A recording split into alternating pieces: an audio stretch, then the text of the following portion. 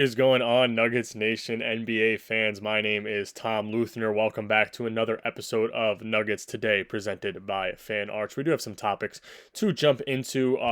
Nothing really drastic or ground shaking, especially in the NBA right now. It's a little slow, but I do have some things to cover for the next 2 days. I do have a lot of topics here, and the first thing I want to cover is the Utah Jazz and just what are they doing right now, right? As a Nuggets fan, I think I've monitored just about every single Western Conference team. I've been watching updates.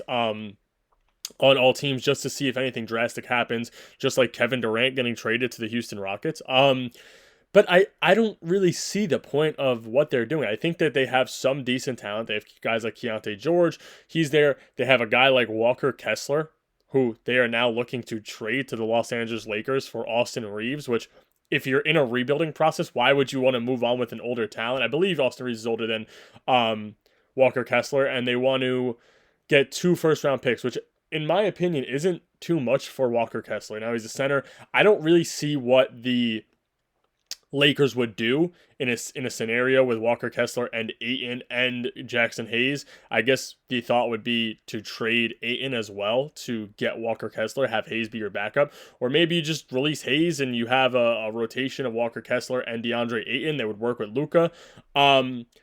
But I don't understand the point of doing that when you just signed a guy like Ayton and you're giving up first round picks when you're losing LeBron in probably a season or two. So, interesting for them, I guess. And then at the same time, you lose Clarkson this offseason. You let Johnny Juzang, who's a young talent who has the offensive capabilities to be a pretty big part if you want to be a bench player for a contender eventually.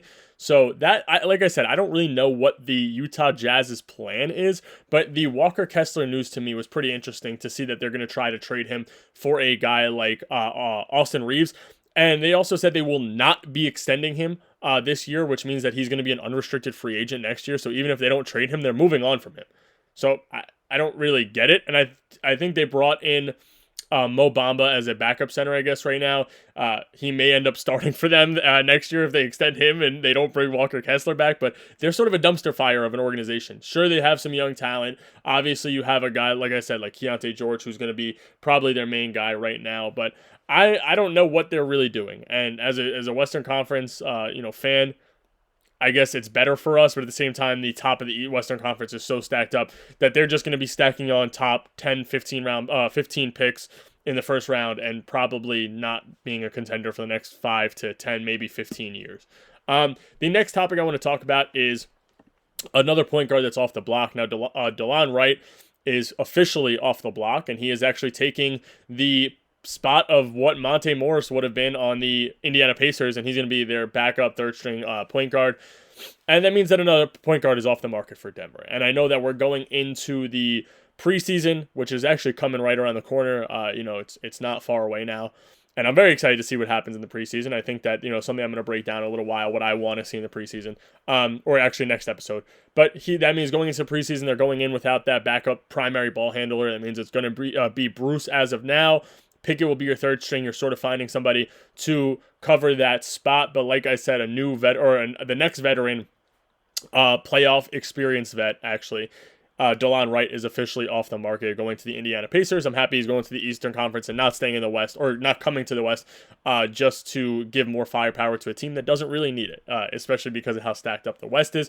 And that means that there's an option off the board for the Houston Rockets if they do make a move for a backup point guard, which I'm sort of fine with because the more firepower they have, the worse it is for the Denver Nuggets realistically. So I am happy that he did stay in the Eastern Conference, a guy that I actually wanted for Denver just to be a backup ball handler. And I know that people hate on the idea of, oh, well, Jalen Pickett's still good. Sure, I'm not saying he's not, but you could find some way to get Hunter Tyson off the books and bring in a veteran backup point guard who's a primary ball handler. Like I've continued to say, I do not think that Jalen Pickett is the guy that should be in a playoff rotation if he's not ready, and you just have to force him to because you have no real backup ball handler.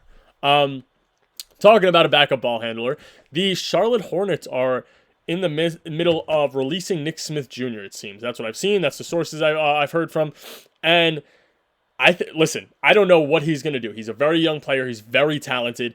And he'll probably go to a team like the Jazz and go get up 15, 20 shots a game, or maybe way more than that probably, and be the primary scorer, or he's going to go the route of just taking a cheaper contract, hopefully making a name for himself and going to a contender like the Nuggets, or if the Rockets can open up that roster spot for him and clear the cap.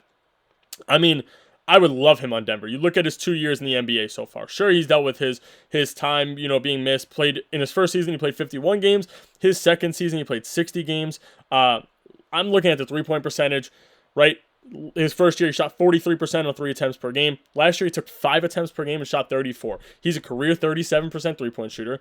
I know he shot under league average, but he was also, a big part of that offense on the Hornets last year just because they were lacking depth and realistic talent. He shot from the field last year. He shot 39%. So, I mean, it's not the greatest thing in the world. You'd obviously like to see somebody be more efficient. But he did average 9 points per game. You look at his assists, 2.4 assists. He only averaged 1.4 turnovers. So I wouldn't be mad to bring him in. I think that he's a guy who can come in. He could be a scorer for Denver off the bench. That's one of the biggest keys. Not that they're missing it, but he's a guy who can create his own shots. And like I covered a few episodes ago, Denver's lacking somebody on the bench who's a shot creator. It's Julian Strawther. And nobody knows if Julian Strawther is really as good as we all saw in that playoff stint, I guess, versus the Thunder, where he got his one, shining moment, came in when he got the opportunity to and really dominated. But I'm high on Strawther. I think that he's going to be amazing. I think that he is the only realistic shot creator on the bench right now. I think that Tim Hardaway's there, but I don't think Tim Hardaway's more, a shot creator. I think he's more of a catch and shoot kind of guy, which I'm fine with having. But like I said, we don't have a ball handler that's going to create his own shots. I think that Bones would have been great, obviously, but he, whatever, he fades out of the NBA. He's a guy who's just a scorer, pure scorer off the bench, and that's something that I feel like Denver really needs right now, and I think that Nick Smith could be that guy. Like I said, he missed time, and talking about injuries, what's happening right now in the NBA with all these injuries? I feel terrible, right? Fred VanVleet tears his ACL. He's done for the season. You have a guy like Jaren Jackson, who I believe has like a toe injury, who's done for 4 to 6 weeks. Zach Edey is done for a while. Brandon Clark is done for a while. There are so many injuries going around in the NBA right now, and the season hasn't even started. The preseason hasn't started. I was looking at it yesterday, and there was a list of about 15 injuries that I saw with people missing time, and I think that it's terrible, right? And it makes me a little nervous. Not that Denver does have the depth this year, so that if an injury does happen, at least they can replace somebody. But it just makes me nervous that somebody's going to go down, and I don't really want Denver to lose anybody to, going down, especially with the injury history that Denver has, and guys like AG, guys like Jamal, guys, you have guys off the bench. Val's missed time, so Cam Johnson has missed a bunch of time. So I get nervous, and I really don't understand what's happening, where all these injuries are coming from. But it seems that everybody is going down. I believe Jared McCain just went down. He's missing time. Embiid's going to miss more time, which I guess we all saw coming. So Brandon Clark got hurt. So like I said, I think that it's terrible, and hopefully nothing happens to this Denver Nuggets team when it comes to injuries right now. Anyway, that is all I got for you guys today, Nuggets Nation. I will have another episode out for you guys tomorrow. Make sure to hit that like and subscribe button, and enjoy your day of football today, guys.